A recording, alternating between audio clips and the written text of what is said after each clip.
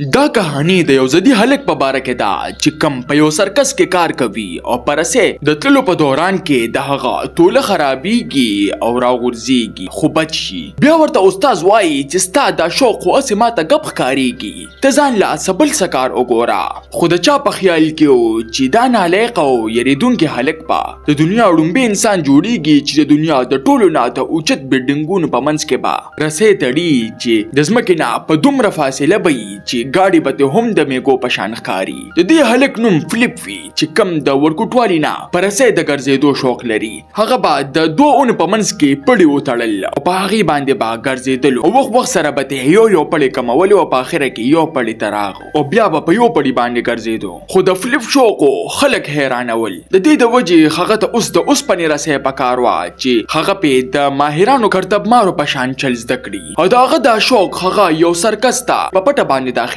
او څنګه چې هغه براوخیږي او په رسۍ خپېږدي نو په دې کې د سرکس مالک بلچه په لاس د پسې راځي او څنګه چې دی وخي دی ورته خپل صلاحیت ورښایي او په دې سره دې ته هغه زړه وګټي او هغه یې په خپله شاګردۍ کې واخلي. او بیا یو ورځ دی استاد سره روانېږي چې هغه ورته وایي چې په موږ باندې د دې رسۍ او د خپل فن قدر کول لازم دي. خو فلیپ ته د هغه نصیحت هسې ګپ ښکاره شي ولې چې هغه هم ملک وي او زدي وي. د دې د وجې استاد یې وباسي. اوس هغه د یو څو روپو د خاطره په سړکونو باندې خلکو ته خپلې کرتبې ښایي. وخت تېرېږي او یو ورځ هغه یو اخبار ویني چې په هغې کې د هغه نظر په یو خبر باندې پرېوځي چې د دنیا د ټولو نه اوچت دوه بلډینګونه مکمل کېدو واله دي. د دې په لیدو سره د هغه په زړه کې یو خطرناک شوق را پیدا شي.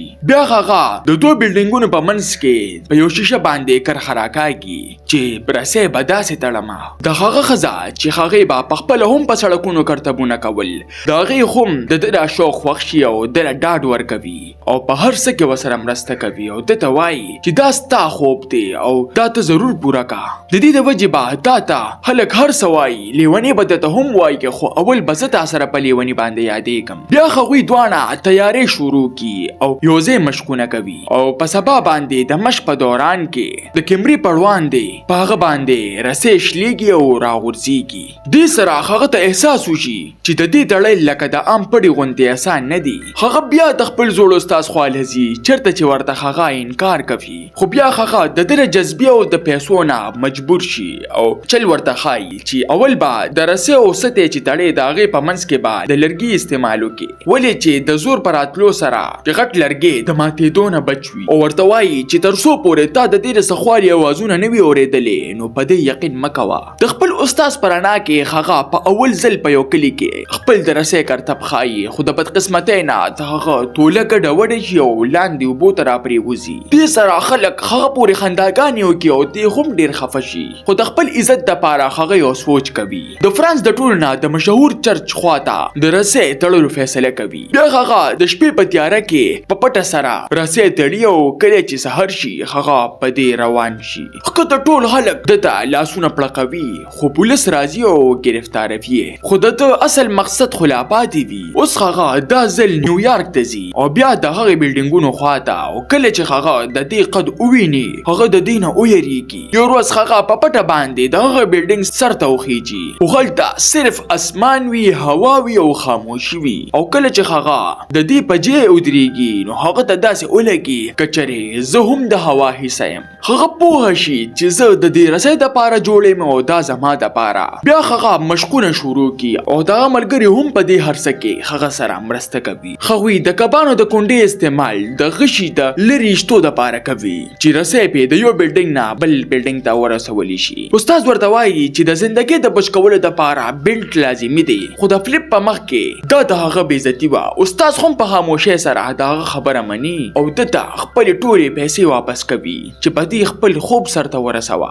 اخر د یو هفتې نه پس د فلیپ او د هغه ملګري د مزدور په جامه کې بلډینګ ته په ختو کې کامیاب شي خو د بدقسمتۍ نه د فلیپ په خپه کې میخ ځي او اخواتې وځي. خو په سبا باندې د سختې باوجود په ګوډه خپه باندې هغوی د رسۍ په خېجولو کې کامیاب شي او بیا د غشي په مدد سره د دواړو بلډینګونو په منځ کې رسۍ وتړي او د نور په راختو سره په سبا باندې فلیپ د یو پړي په ذریعې سره د دنیا د ټولو نه د غټو بلډینګونو په منځ کې په هوا کې قدم ایږدي.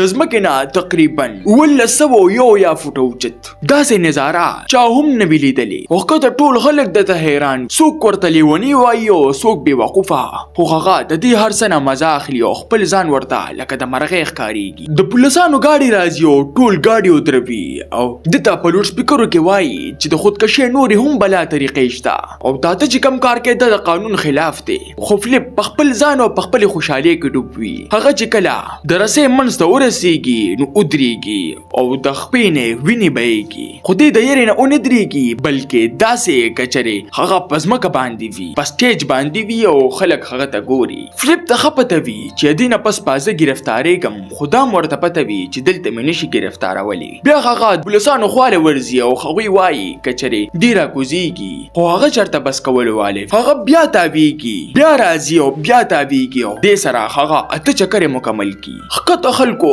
په زړونو باندې لاسونه ایږدلې وي او پولیسانو هم، خو هغه ته داسې لګي چې دا زما د ژوند د ټولو نه خوندوره مرحله ده او که چېرې پرېم وتم خو څه نوم خو به مې پاتې شي که نه. دې سره ټول ښار جام شي او پولیسان تنګ شي او تل اخرې دمکي ورکوي چې یا خو پخپله راکوز شه او یا د هلیکاپټر په مدد سره به راوغورځولی شي. فلیپ په اخري ځل اسمان ته ګوري او په قلاره سره ښکته کېږي، رسۍ له ګوتې وړي او بیا ښه په مزې سره ښکته راکوزېږي. خلک د ده لپاره لاسونه پړقوي او په سترګو کې د خوشحالۍ اوښکې وي. څوک ولا د فنکار نوم ورکوي او څوک د لیوني او څوک د شوق، خو ټول یې ومني او پولیس یې ګرفتاروي.